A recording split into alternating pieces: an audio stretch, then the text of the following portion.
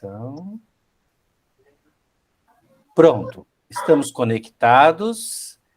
Eu e a doutora e chefe e amiga Michele Valente, a Diana Amaro, tocantinense, né? Piauiense e tocantinense, os dois. Piauiense. Estamos aqui para falar um pouco sobre agroecologia com a Michele. Michele, afinal de contas, como que a gente te chama? De doutora, de chefe? De Michele! Michele! Ótimo, ótimo, ótimo. Que bom. Nós estamos fazendo o curso de gastronomia na UFCS. Então, a gente vai algumas perguntas para ti, pode ser? Pode. Doutora Michele, como surgiu a ideia de relacionar a gastronomia, a produção orgânica junto à psiquiatria? Foram coisas isoladas ou conectadas? Foram muito conectadas, Bosco. Eu já pensei bastante nessa trajetória, né? Porque, assim, a minha formação profissional começou na medicina, depois na psiquiatria, e daí, em 2007, eu concluí um mestrado na administração. E a minha área de ênfase, né, organizações, estratégia organizacional, foi na linha teórica da psicopatologia do trabalho. E aí, quando eu me dei conta, né, dos fatores que levam ao adoecimento dos trabalhadores, ao adoecimento mental dos trabalhadores no enfrentamento com a sua tarefa, eu percebi que eu estava em um quadro que hoje é bastante conhecido, chamado de burnout, né? Que é a estafa profissional, que é quando a gente é conduzido, então, a um estado de estresse crônico, e nós apresentamos sintomas físicos, sintomas emocionais, sintomas comportamentais, todos relacionados ao estresse crônico. E aí eu resolvi tirar um sabático, fazer um sabático, né? Que é aquela prática de ter um tempo fora da profissão para me tratar do meu burnout. E fui parar na gastronomia. E a minha ideia, inicialmente, seria fazer uma transição de carreira. Na época eu tinha isso em mente, né? Isso foi há 12 anos atrás. 12 anos. Já são 12 anos. Depois, durante o curso de gastronomia, eu vi que a psiquiatria me fazia falta, né?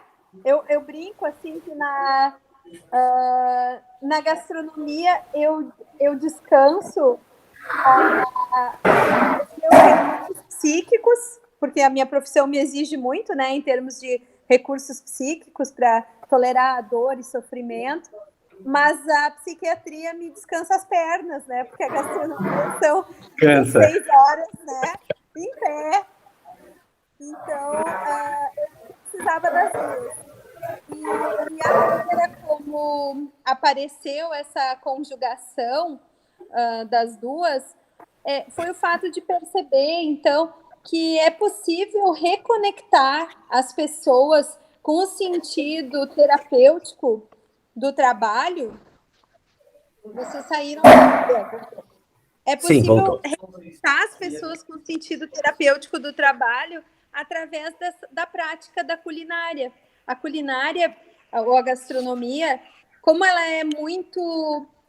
a gente percebe muito rapidamente o produto do trabalho, e esse produto do trabalho da gastronomia, o alimento, ele traz uma emoção de felicidade muito imediata, traz uma recompensa muito imediata.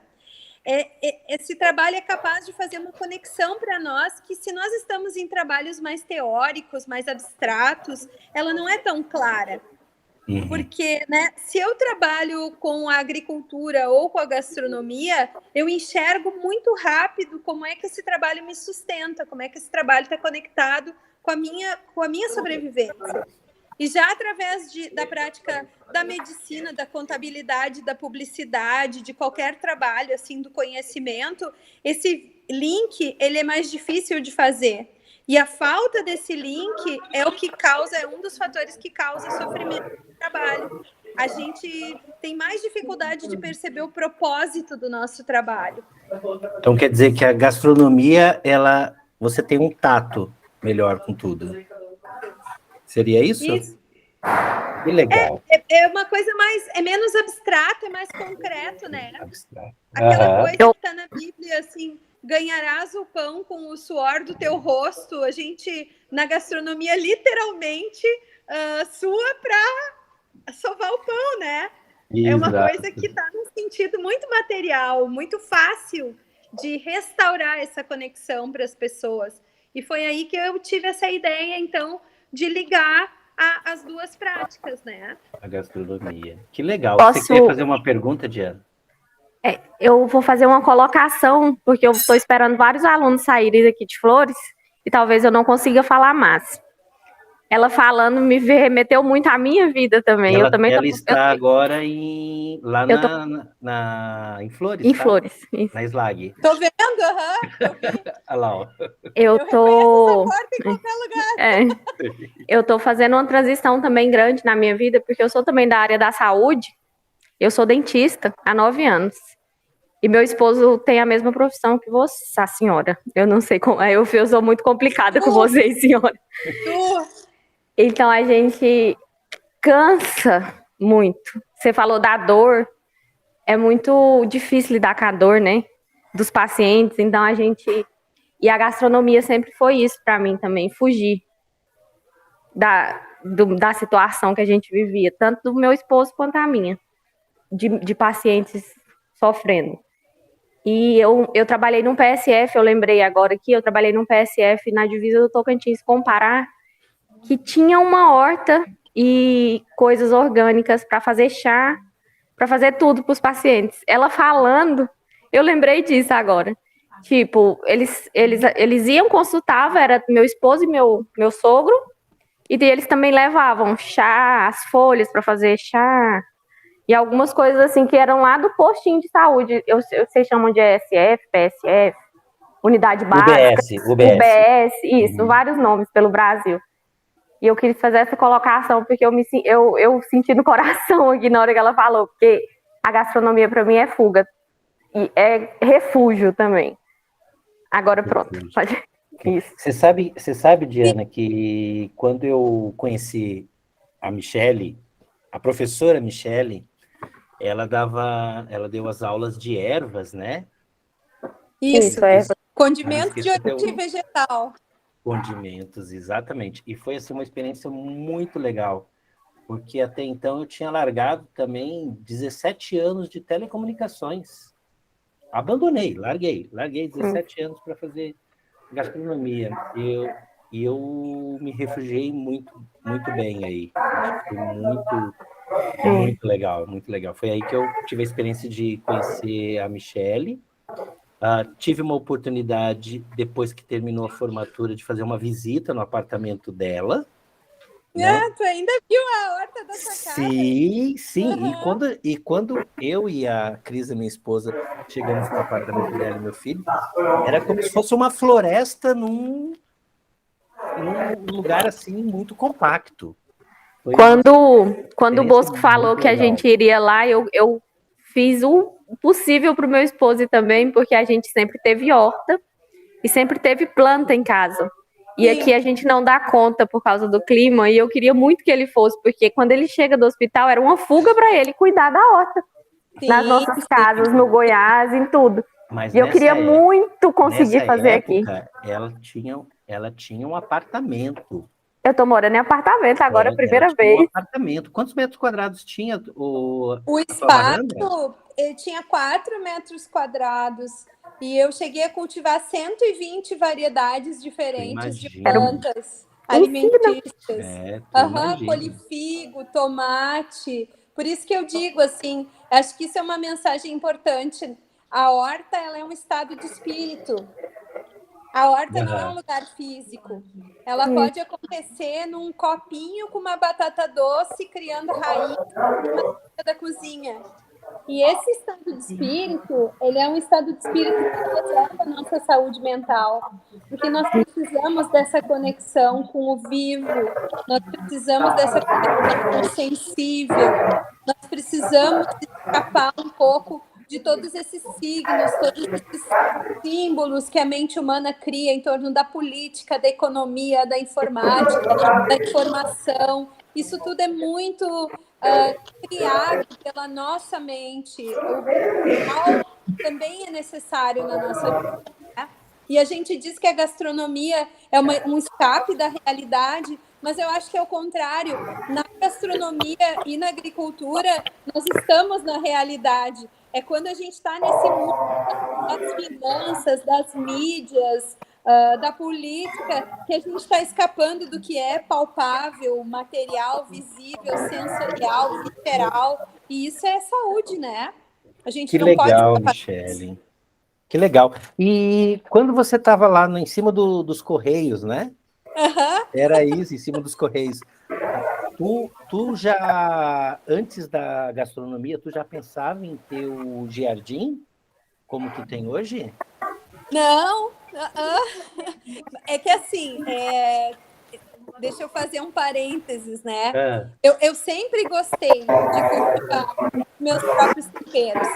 Eu acho que sempre foi um hábito das pessoas da minha família. Meus avós sempre foram grandes cultivadores urbanos. A minha avó, no subúrbio em Porto Alegre, na Zona Norte, e ela cultivava milho na frente de casa, que nem eu cultivo hoje. Então, sempre foi uma coisa que eu herdei, né? Então, quando eu me mudei para Teutônia, que é onde eu moro, no supermercado não tinha tempero. Eu não sabia cozinhar sem temperos. E aí eu comecei a cultivar por causa disso. Entendi. Eu acho que eu caí. Vocês estão me ouvindo? Sim. Tá escutando? Mas eu não estou vendo vocês. A gente está te vendo. A internet está oscilando bastante, mas a gente está te vendo. Que interessante. De qualquer forma, eu estou por aqui, tá? Tá. Diana, você quer fazer alguma pergunta para a Michele?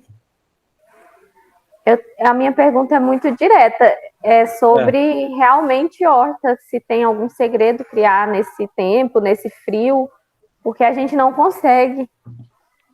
Nós viemos de um clima muito quente e a gente não está conseguindo manter vivo, sabe?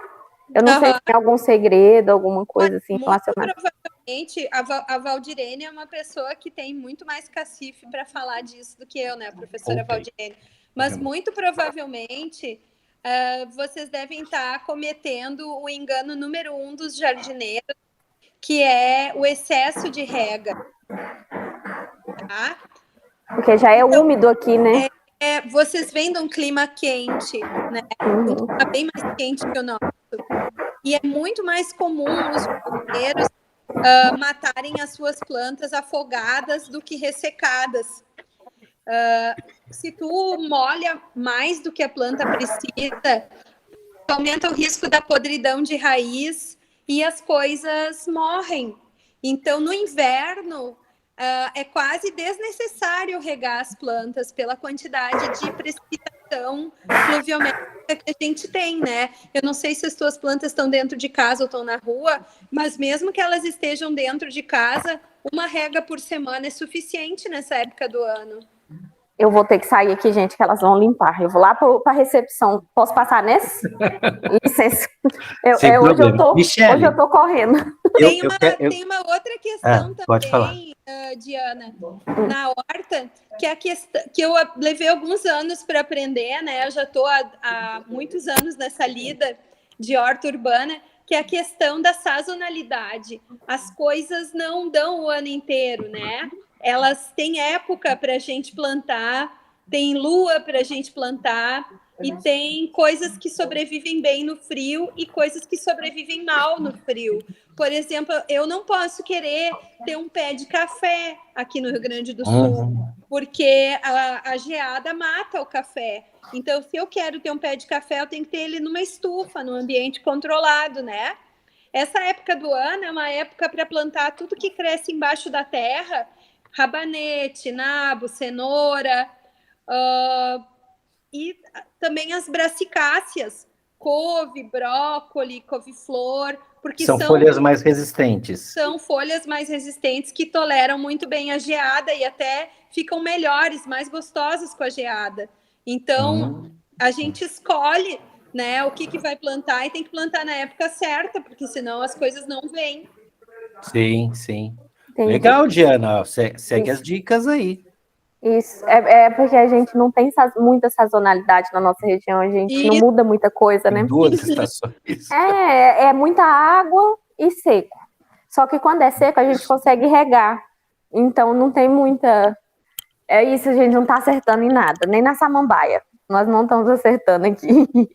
Mas vai dar certo. É difícil, né? Porque, É difícil. como eu estava te falando, o ser humano em geral é muito conectado dos ritmos da natureza, né?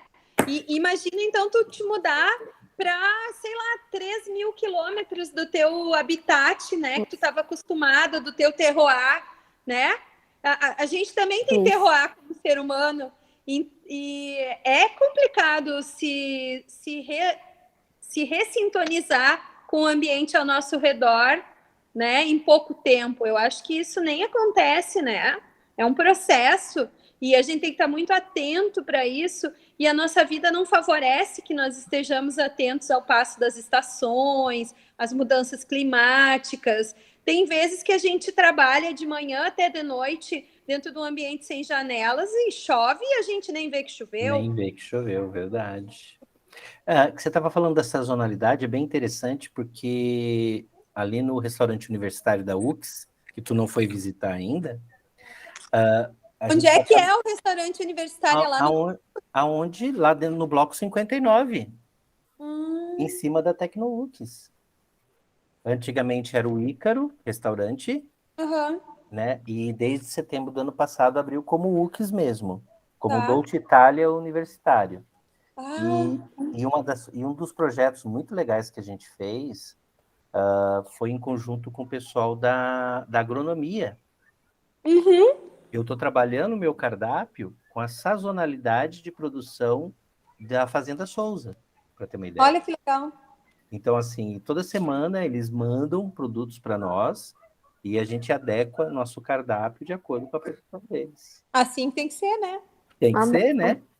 Michele, não pode faltar uma pergunta para ti, tá? O Giardim, que é magnífico, eu vi lá no comecinho, eu tive o prazer de ver no comecinho, como projeto, execução dos canteiros, que vocês fizeram os canteiros, né?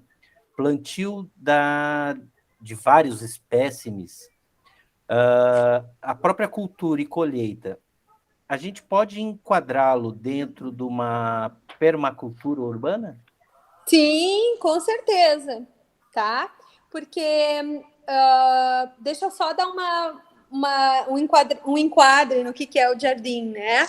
Perfeito. Então, eu e o Peter, que é o meu companheiro, né? A gente saiu do apartamento e comprou esse terreno aqui, que tem quase 700 metros quadrados. Fizemos a nossa casa em cima de 100 metros quadrados e o resto virou área cultivável. A gente mora numa cidade de 30.000 habitantes, numa zona urbana. Claro que, como é uma cidade de interior, tem essa mistura, né? Tem gente que planta, é uma cidade com uma vocação agrícola muito forte. E nós, atualmente, temos entre 300 e 400 espécies de plantas alimentícias, convencionais e não convencionais, predominantemente da flora brasileira, mas também de lugares bem distantes, como a gente tem plantas da Tailândia, da Índia, muitas especiarias e ervas, e nós fazemos o manejo desse espaço. Claro, eu tenho um jardineiro, mas ele vem uma vez por mês, ele vem 2, 3 dias seguidos e faz a parte pesada né, o serviço mais bruto, e o resto do tempo, a produção de mudas, os transplantes, a limpeza dos canteiros, a adubação, o controle das pragas, isso é tudo feito por nós. porque e eu acho super factível, tá?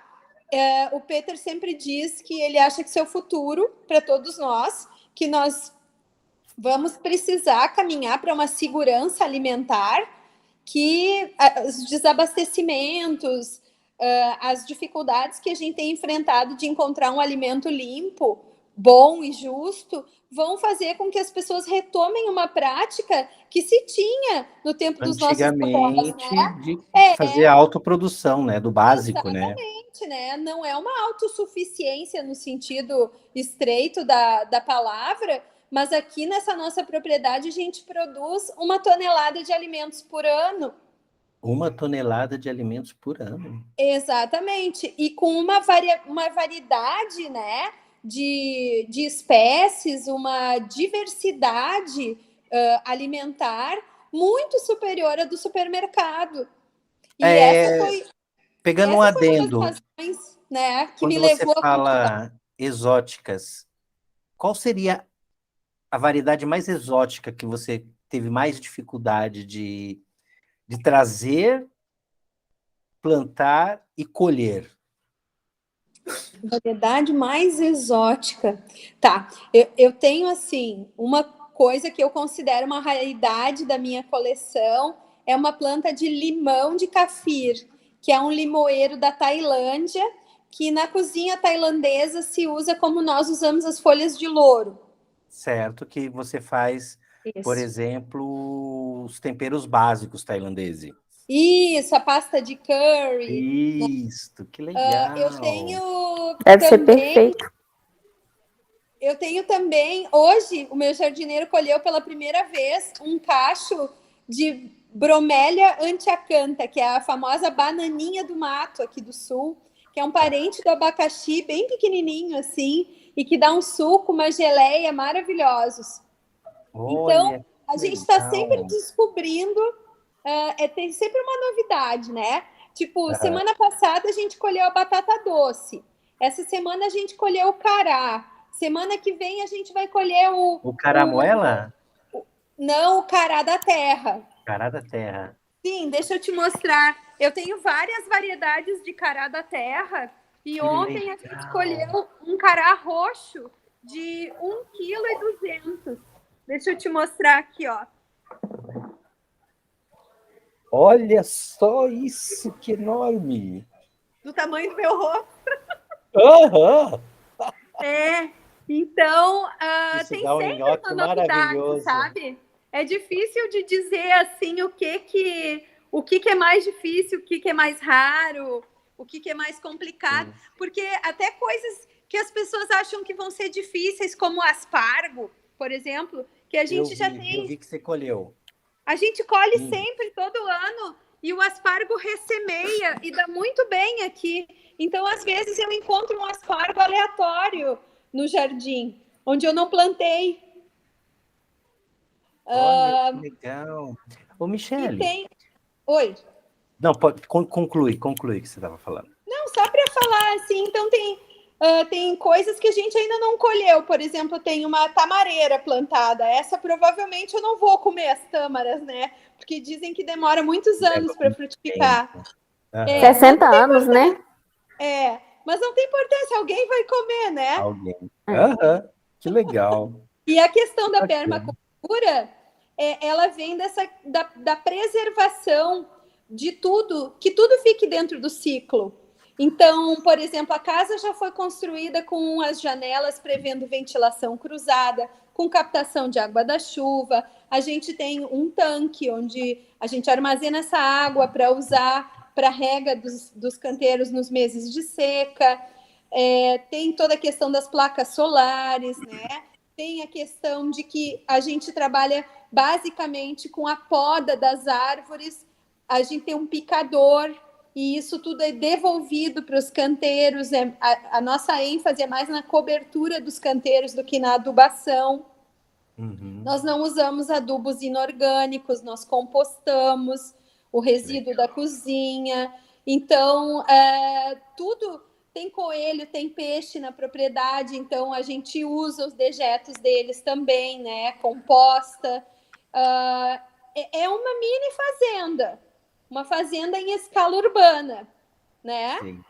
E Que que legal. alimenta a nossa família e alimenta os nossos eventos, porque quando eu vou fazer o cardápio dos nossos eventos, eu faço baseada naquilo que está mais bonito naquela época, né? Nós temos que participar, viu, Diana? Um dia ir lá participar de uma gastroterapia. Eu tava fazendo o ó pra gente ir lá. Dia Querendo muito. 16 de julho a gente vai ter a próxima. O tema vai ser psiquiatria nutricional. Nós vamos fazer um menu baseado nas recomendações mais recentes da psiquiatria, da dieta que produz mais saúde mental. Nossa, Que legal o tema. A Cris muito ia bom. adorar esse tema. E meu a esposo gente viaja nesse dia, não dá pra. Ô, céu. Não, tá difícil da gente. A gente é super complicado, né? Todo mundo. Aham. Ele vai no Tocantins dia 16. Ah, coisa boa lá no Isso. sul. Michele, eu ia te fazer uma pergunta, como ter uma pequena horta em casa. Eu acho que você respondeu para Diana, né? Eu ia perguntar sobre sementes crioulas. Você Uhum, faz uso? Eu sim, lembro que você já fez várias postagens, eu acho muito sim. legal. Inclusive o Slow Food Pérola das Colônias, teve um tempo aí que eu estava fora, eles fizeram trocas de sementes. Eu acho que você participou também, né? Sim, eu tenho mais atividade nas trocas de sementes crioulas aqui no Vale do Taquari, porque aqui a gente tem uma Aham. articulação de agricultores agroecológicos muito atuante, né? Embora a gente não tenha um núcleo do slow food. Deixa eu só mostrar aqui uma coisa legal aqui. Deixa eu ver se eu encontro um bonito para mostrar que a gente colheu essa semana, mas eu acho que a gente já comeu. Mas aqui, ó, aqui tá o meu milho crioulo, ó. Ah, tudo colorido, que lindo isso. Aham. Que Esses legal. são para semente agora. Sim, a gente faz troca e faz a gente guarda a semente crioula, né? Isso é muito Algum, importante. algum local que se faz essa troca, Michele, que a gente possa divulgar isso? Aqui no Vale do Taquari, eu sei da articulação de agricultores agroecológicos, né? Que é a parte mais atuante. E, assim, eu tenho algumas conhecidas que vendem sementes de punks e sementes crioulas na internet, né? Tem a Lila, do Caminho da Roça Sementes. Se eu não me engano, a fazenda dela é ali em Eldorado do Sul. E ela faz um trabalho muito bonito de ser guardiã de sementes, junto com a Verônica Bruch, lá do sítio Sambalina, de Nova Petrópolis, que é uma senhora alemã que cultiva. Tem a Marli Ruschel também, né? Sim, e tinha a falecida Rosana Stang aqui em Mato Leitão. Existe uma espécie assim de uma irmandade, né? Só que isso é um pouco protegido, Bosco, porque a gente sabe que essas pessoas são alvo de perseguições, né? As indústrias não têm interesse Infelizmente. que a gente tenha acesso a semente independente, né? E Eu só, e muito querem só leiga. comercializar as Isso. transgênicas, né? Isso eu muito leiga, eu vou perguntar uma pergunta simples. O que seria o crioulo?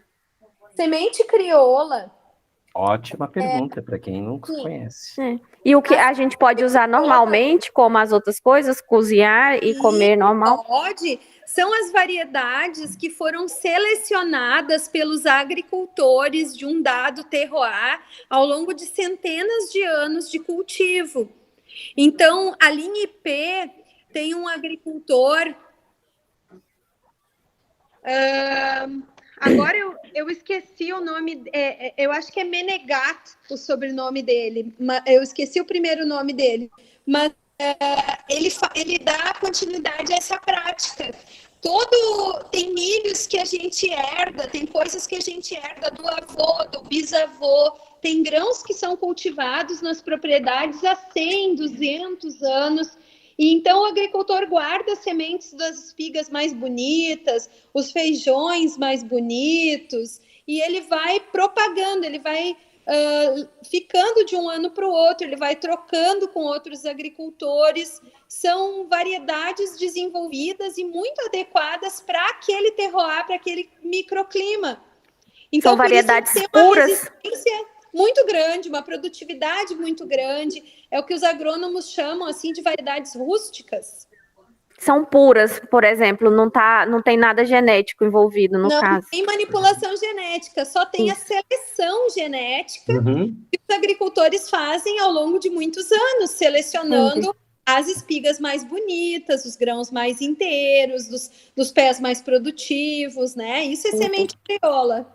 Que legal, eu acho que você não conhecia, eu acho que muita gente precisa conhecer isso, que eu acho que é super, super importante isso. E outra dica pode que eu falar, queria dar, Bosco, principalmente, né, no caso da Diana, que vem lá do norte, Tocantins é norte ou centro-oeste? Isso, norte já. Então, eu acho que para a gente ter uma horta nossa, nós temos que nos lembrar das plantas alimentícias não convencionais, né? Porque elas não dão a metade do trabalho que uma planta exótica nos dá, né? Elas não precisam de adubação, elas não precisam de cuidados especiais, elas estão absolutamente adaptadas ao terroir, elas nascem espontaneamente.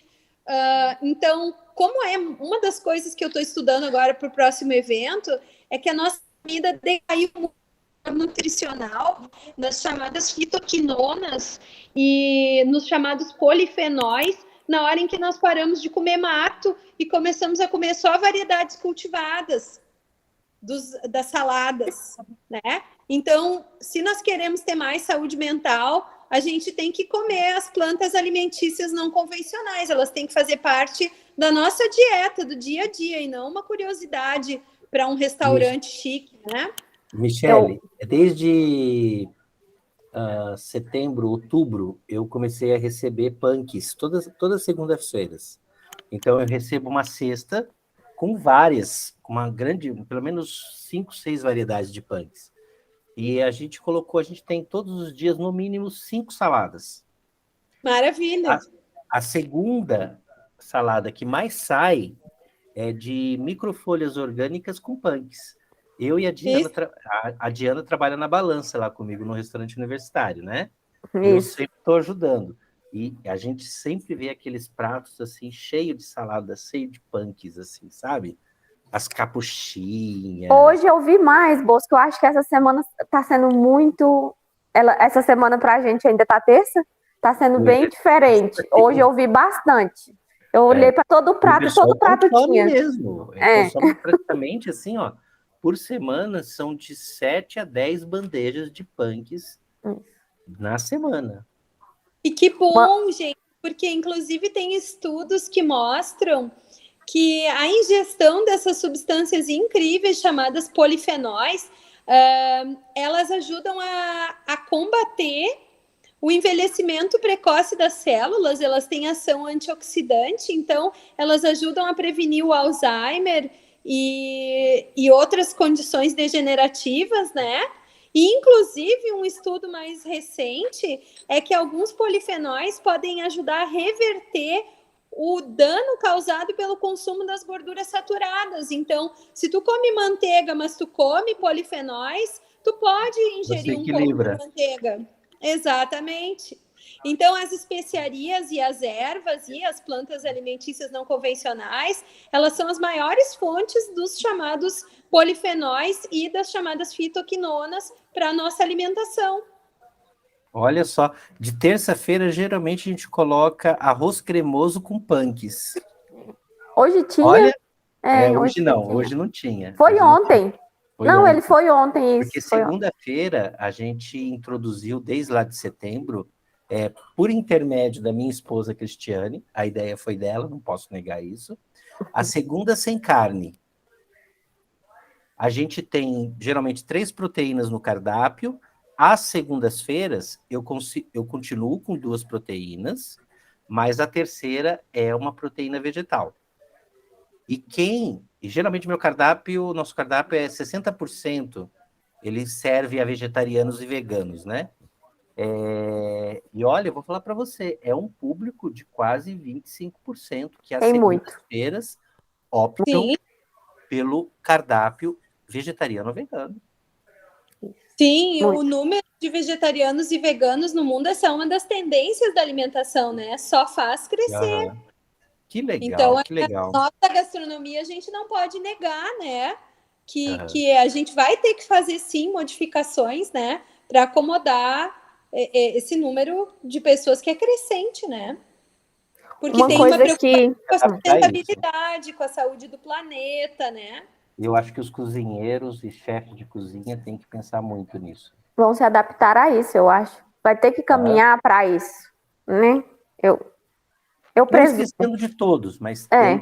tem que ter um olhar muito, muito bom para isso. Eu acho que é como fala o Michael Pollan, né?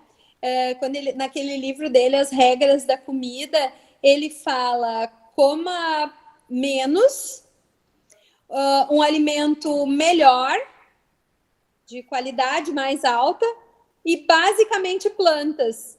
Então, a cozinha que eu faço é uma cozinha que é definida como cozinha baseada em plantas. Eu trabalho com proteína animal, mas ela nunca é protagonista do meu cardápio, né? O protagonismo é sempre das plantas, até porque, né, em função do jardim, eu faço questão que as pessoas colham e preparem o alimento como parte da atividade gastroterápica, né?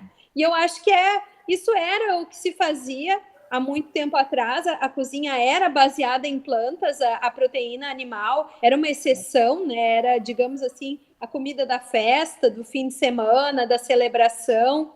E é para isso que tem que voltar em termos de sustentabilidade, em termos de práticas éticas, em termos de igualdade na distribuição do alimento. Acho que é para ir mesmo que tem que caminhar, né?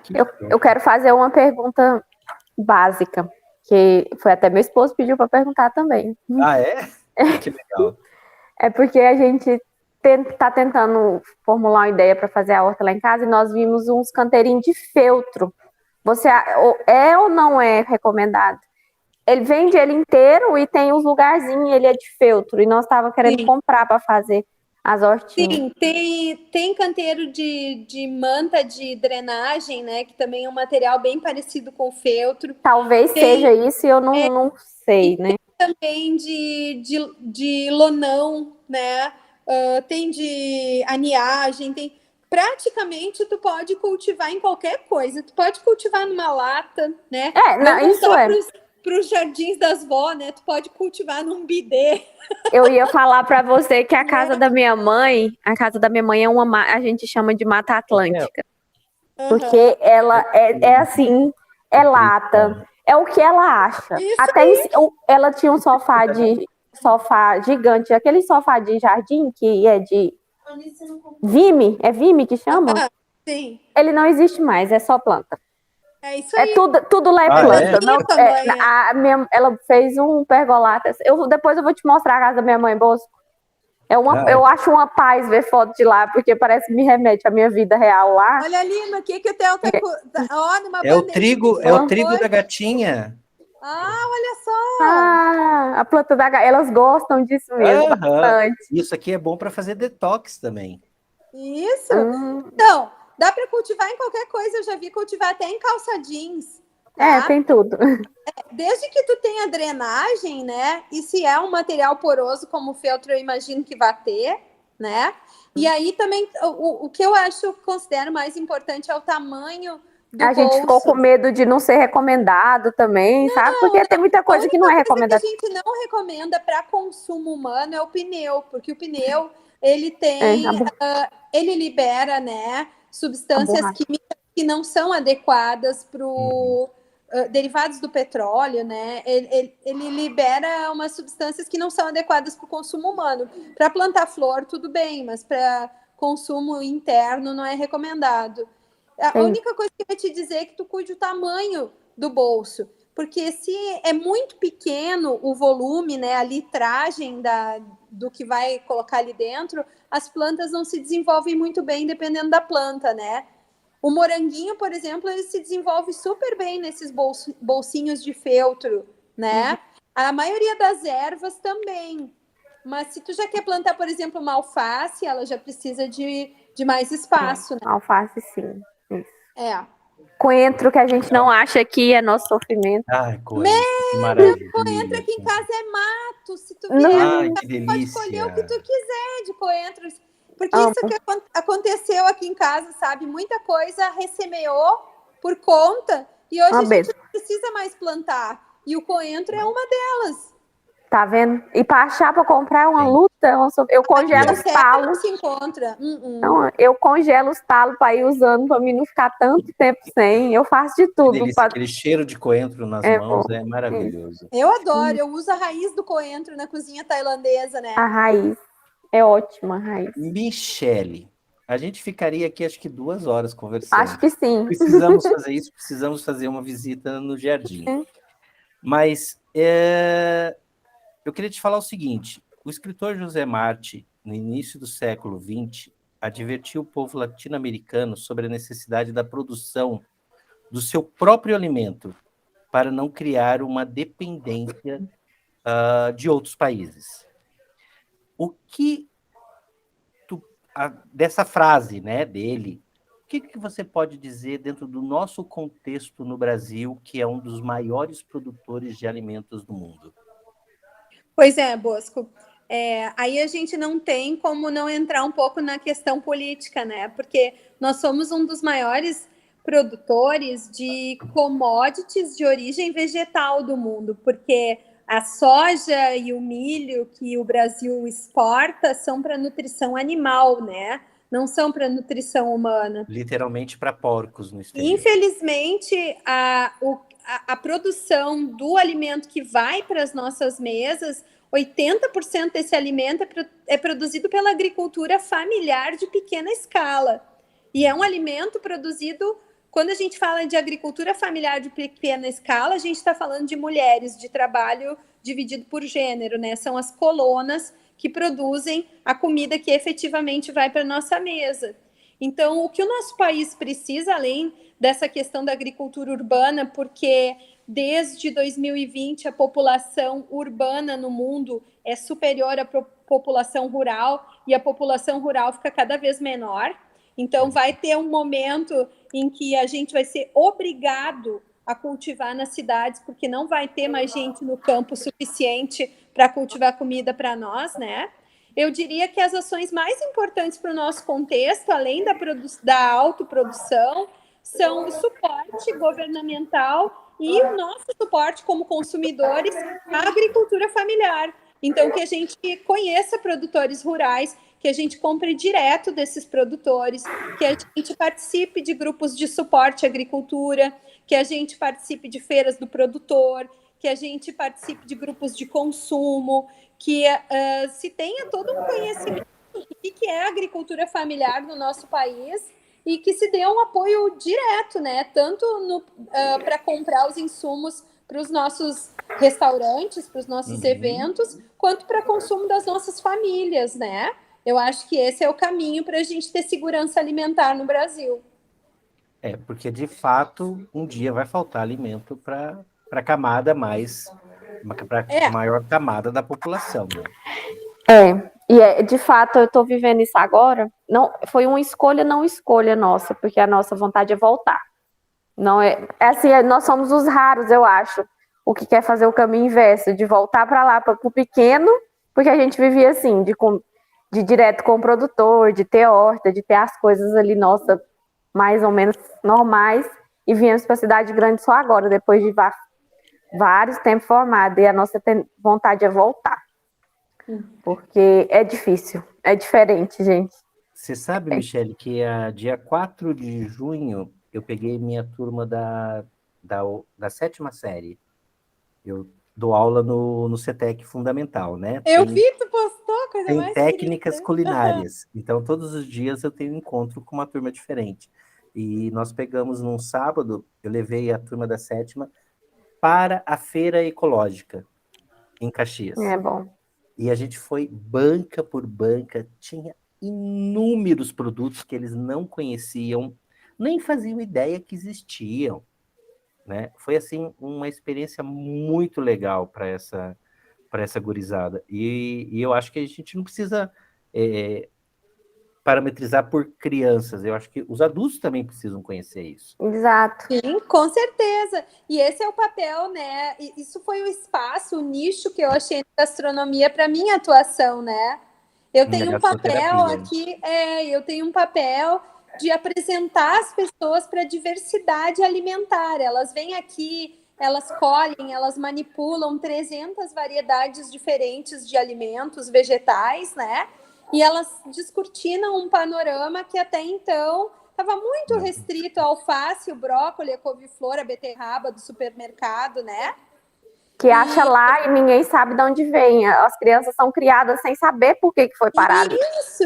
E eu sempre... Não sabem. E é não assim, sabe que uma beterraba tem talo. Não sabem que foi dentro da terra. Eles não sabem. Não sabem de onde veio o leite. Não, é muito estranho. Não, você pensar que não é... Tem problemas seríssimos, né? Porque essa é a primeira geração, desde o início da série histórica, que vai apresentar uma saúde pior do que a saúde dos seus ancestrais, né? Então, pessoas mais baixas, com menos QI e com muito mais problemas de obesidade, hipertensão, todos os problemas de inflamação decorrentes do consumo excessivo de açúcares, da chamada dieta branca, né? Que é só farinha, carboidrato e alimentos ultraprocessados. Nada de bons açúcares, né? Naturais. Exatamente.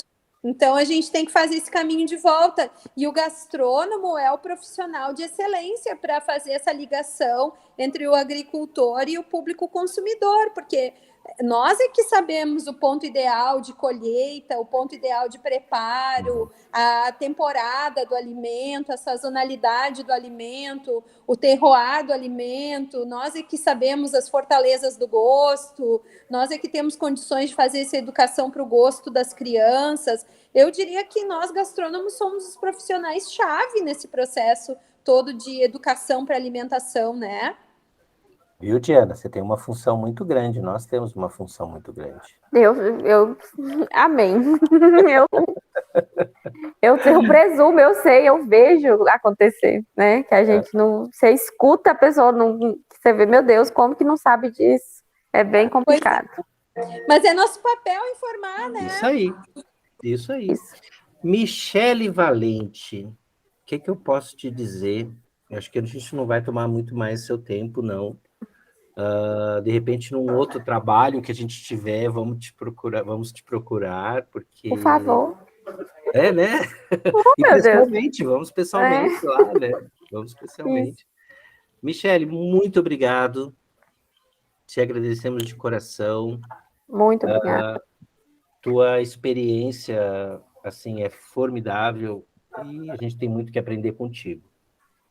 Eu que agradeço e desejo todo sucesso para vocês nessa trajetória da gastronomia, né, na trajetória acadêmica, profissional de vocês. Seja muito bem-vinda, sinta-se muito acolhida aqui no Sul, Diana. Obrigada. E eu espero que tu leve um pouquinho do Sul de volta para o Norte quando tu fores para lá. Total. O que eu falo aqui, assim, para todo mundo.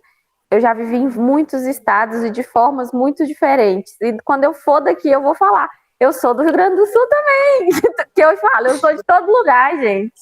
Porque quando me perguntam, eu já morei, eu gosto e eu vivo aquilo ali. É bem, né? A gente tem que levar. Somente me formando no que eu sempre sonhei aqui, então eu vou levar o Rio Grande do Sul inteiro. Olha só que legal. Eu trouxe lá do Norte, eu estive em Belém do Pará no ano passado.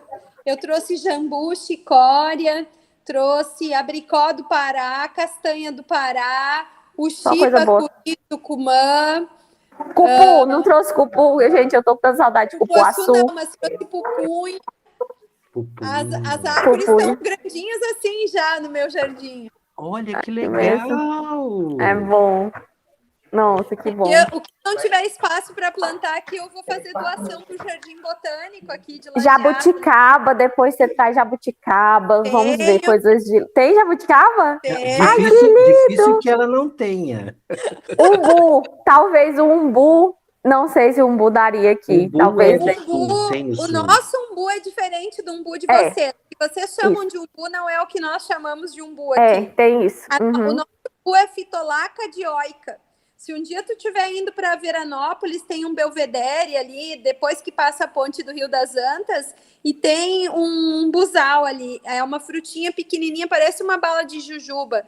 O umbu de vocês é redondinho, parece uma ciruela, né? Maiorzinho. Assim. Eu Tem chamo ele de também primo da do- uva, porque a polpa é muito boa, assim, é muito parecida com a da uva, só que é mais Descendo para Porto Alegre na BR-116, ali depois de Picada Café, né? Aonde? O que tem ali? umbuzão. Umbu? Tem um lugar que tem vários umbus ali. É, não sabia que existia esse Depois de umbu aqui. Picada O nosso Café. umbu Eu é acho que eu tenho trabalhado isso com os meus alunos aí da disciplina, né, do curso de chefe, que cada chefe se aproprie do seu bioma. muito, eu sou apaixonada. Cada um de nós, né? Eu falo com os alunos, eu pergunto de onde tu vem, daí a pessoa me diz, eu digo, tu é do bioma Pampa, tu é do bioma Mata Atlântica, tu é do bioma Pantanal. O Brasil tem 6 biomas, né? E o bioma é a parte biológica do nosso terroir. A gente Eu sou do tem Cerrado. que estar inserido, tem que estar apropriado disso, né? Nós temos que privilegiar, porque na Itália isso está no sangue. Um cozinheiro da região da Reggio Emília não sonha em usar outro queijo que não for um parmigiano reggiano no seu preparo. Uhum. É uma coisa que vem, né, desde pequena, a cultura que o que é teu, da tua terra, é melhor do que o de qualquer outra terra, né? E aqui no Brasil parece que a gente ainda tem essa cultura de que o que é nosso, isso aí é mato, ninguém vai querer comer. O vinho do outro lugar é melhor do que o nosso vinho, né? É uma mentalidade que eu acho muito necessário trocar. A Caatinga, o bioma Caatinga, tem as xerófitas, que tem um potencial culinário incrível a ser explorado e desbravado, né? Que cada chefe se aproprie do seu bioma. Nossa região divide o Amazonas e o Cerrado. Então é os dois, assim, a Amazônia e o Cerrado.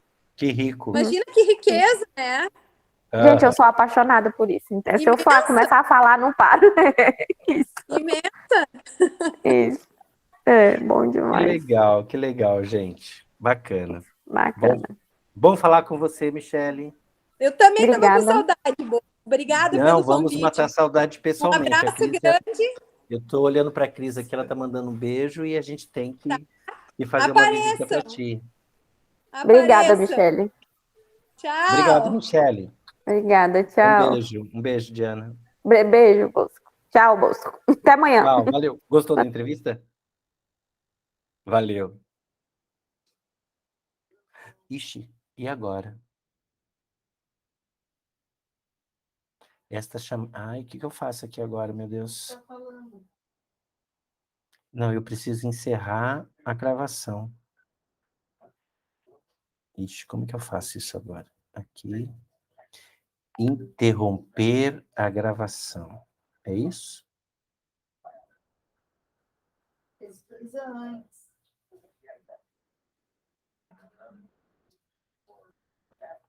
Sua videochamada está sendo gravada. Uma vez concluída, a gravação é salva na pasta do Meeting Records. Interromper. Será salva no Google Drive.